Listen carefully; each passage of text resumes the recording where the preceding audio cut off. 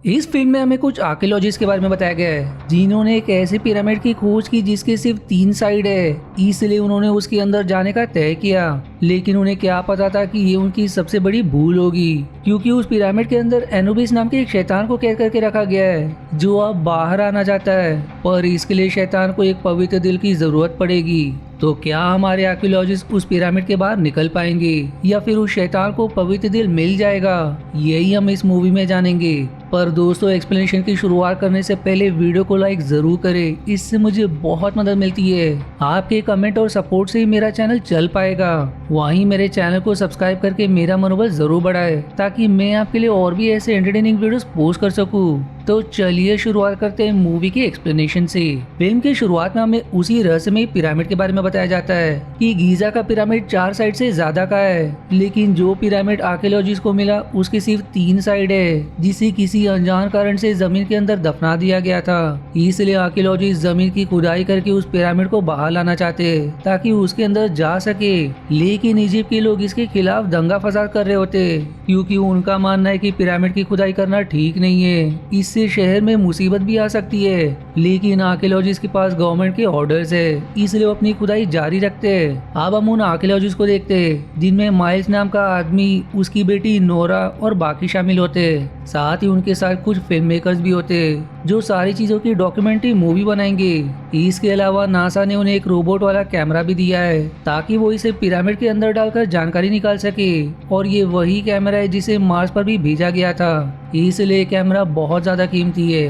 अब अगले दिन खुदाई के दौरान सभी को उस पिरामिड के अंदर जाने का रास्ता मिल जाता है, लेकिन जैसे ही एक आदमी वहाँ का पत्थर हटाता है, अंदर से अजीब गैस निकलकर उसके अंदर चली जाती है, जिससे वो बेचारा बुरी तरह से तड़प कर मारा जाता है, जो देखकर बाकी काम करने वाले डर के मारे काम करना बंद कर देते। साथ ही उस आदमी की मृत्यु से वहाँ के लोग और ज्यादा दंगा फसाद करना शुरू कर देते हैं। इसलिए अब सरकार उस जगह को खाली करने का आदेश दे देती है और किसी को भी उस पिरामिड के अंदर जाने से भी मना कर देती है, जो सुनकर सभी एकदम परेशान हो जाते हैं क्योंकि उनकी सारी मेहनत बर्बाद हो गई।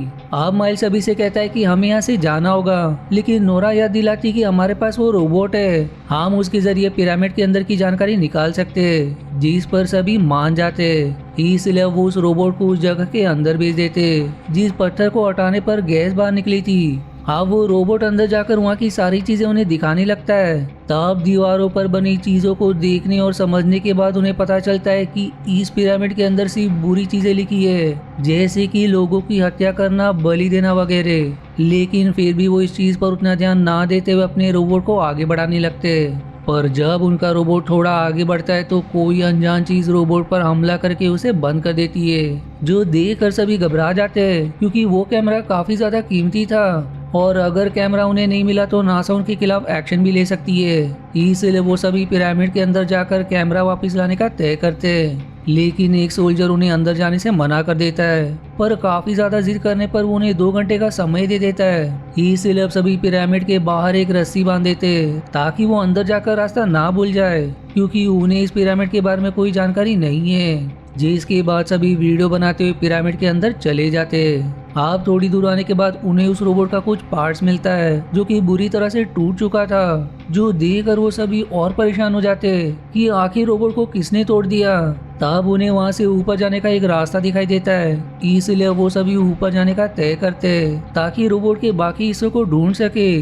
पर ऊपर आते ही उन्हें वहाँ कई सारे हथियार दिखाई देते, इसलिए वो कुछ छोटे हथियार को सैंपल के तौर पर अपने पास रख लेते।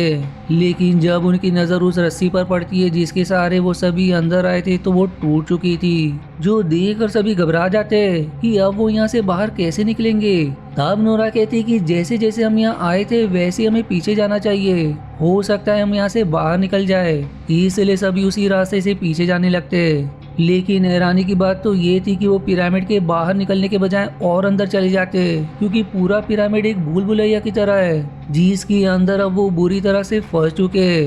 अब आगे बढ़ते वो एक ऐसे कमरे में पहुंच जाते जिसका फ्लोर एकदम कमजोर था, जो उनके वजन को ना संभालते हुए टूट जाता है, जिससे सभी वहां से नीचे वाले कमरे में पहुंच जाते। आप सभी वहां से जैसे ही आगे बढ़ने का तय करते कि तभी उनके एक साथी माइकल पर दीवार गिर जाती है, जिसके अंदर उसका एक पैर फंस जाता है। इसलिए अब सभी उस दीवार को हटाने की बहुत कोशिश करते, लेकिन वो इसमें असफल रहते।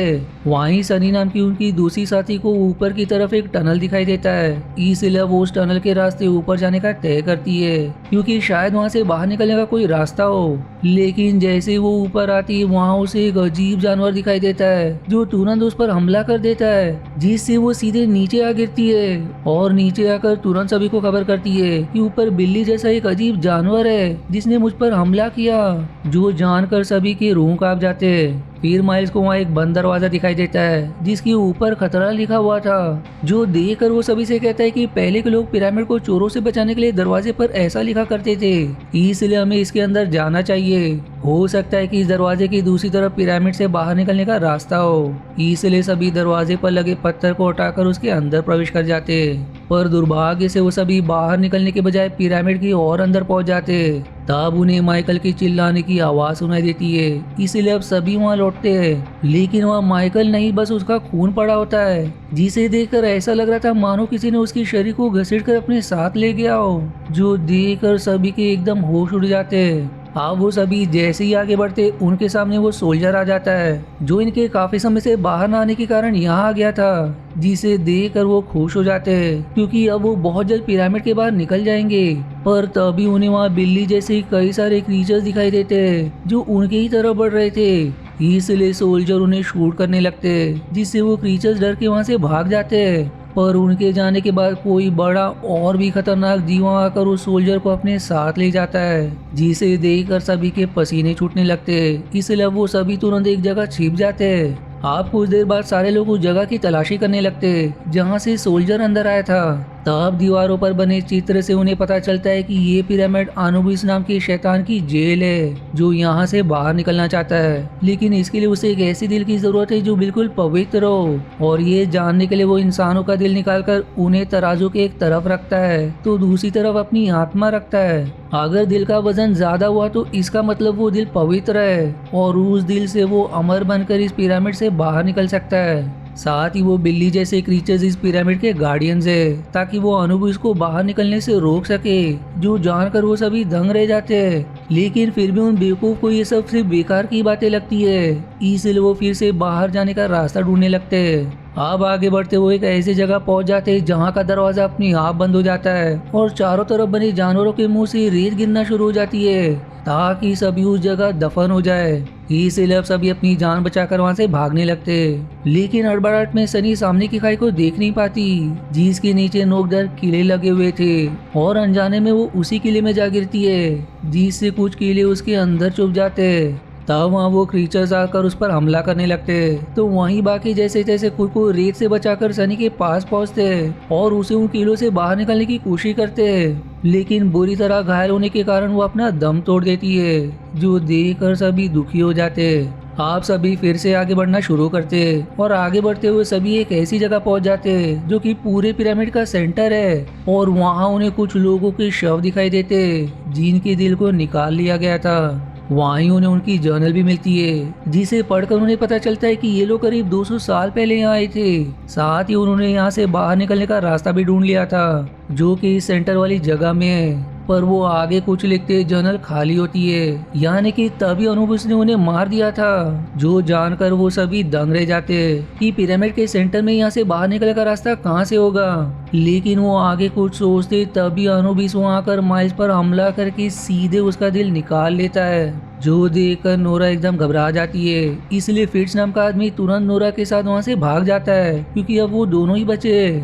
पर बेवकूफ इस नोरा को कुछ देर वहीं छोड़कर चुपके से अनुबिस की वीडियो बनाने निकल जाता है, ताकि अगर वो इस पिरामिड से बाहर निकल गया तो वो इस वीडियो को वायरल कर देगा। इसलिए चुपकर अनुबिस की वीडियो बनाने लगता है, जहां अनुबिस माइल्स के दिल को तराजू में वजन कर रहा होता है, जिसकी दूसरी तरफ उसकी आत्मा होती है। लेकिन इस बार भी उसकी आत्मा का वजन ज्यादा होता है, जो देखकर उसके गुस्से का ठिकाना नहीं रहता। तब उसकी नजर फेस पर पड़ जाती है, लेकिन फिर तुरंत छिप जाता है, जिससे अनुबिस उसे देख नहीं पाता, जो अपने दूसरे शिकार के लिए निकल जाता है। जिसके बाद फिर नोरा के पास आकर उसे वो वीडियो दिखाता है, जो देखकर वो घबरा जाती है। इसलिए वो दोनों तुरंत यहाँ से बाहर निकलने का रास्ता ढूंढने लगते हैं। तब भाग्य से उन्हें वो रास्ता मिल भी जाता है, जिस रास्ते से वो सोल्जर आया था। इसलिए वो दोनों वहाँ लगी सीढ़ी की मदद से ऊपर जाने लगते हैं। लेकिन तभी वहाँ अनुबिस आकर फिट्स को अपने साथ ले जाता है, जिसके बाद वो नोरा पर भी हमला करता है। लेकिन वो जैसे तैसे सीढ़ी के ऊपर आ जाती है, पर वहाँ भी अनुबिस आकर उसे घसीटते हुए अपने साथ ले जाता है। अब अनुबिस नोरा को एक जगह बांधकर उसका दिल निकालने की कोशिश करता है, पर जिस हथियार को नोरा ने सैंपल के लिए अपने पास रखा था उसकी मदद से वो तुरंत खुद को छुड़ाकर वहाँ से भागने की कोशिश करती है। ऊपर से तभी वहाँ वो क्रीचर्स आकर अनुबिस पर हमला कर देते, जिस मौके का फायदा उठाकर नोरा तुरंत सीढ़ी की मदद से ऊपर आ जाती है, जहाँ से उसे पिरामिड के बाहर निकलने का रास्ता तो मिल जाता है। लेकिन वो काफी ज्यादा थक चुकी थी, जिससे उसे आगे बढ़ने की हिम्मत नहीं होती। तब वहाँ एक लड़का आता है जो नोरा के कैमरा के साथ खेलने लगता है, जहाँ नोरा उसे मदद के लिए आवाज लगाती है। लेकिन वो कैमरा में इतना मग्न था कि वो उसकी आवाज पर ज्यादा ध्यान नहीं देता। आशा है आपको मेरी एक्सप्लेनेशन पसंद आई।